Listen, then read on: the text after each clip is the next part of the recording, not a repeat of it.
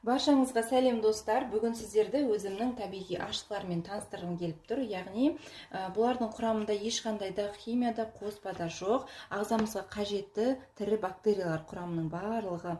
Сіздер бұл табиғи ашытқылармен дрожждың орнын алмастырып, үй жағдайында ағзаларыңызға пайдалы етіп, нандарыңызды жей алатын боласыздар. Мынау тұрған менде пшеничный закваска, яғни бұның іші толған тірі бактерия. Құрамы тек қана ұннан жасалады. Ал мынау менде тұрған безглютен закваскасы. Яғни құрамында ешқандай да глютен жоқ. Ал мынау менде ржаной закваска.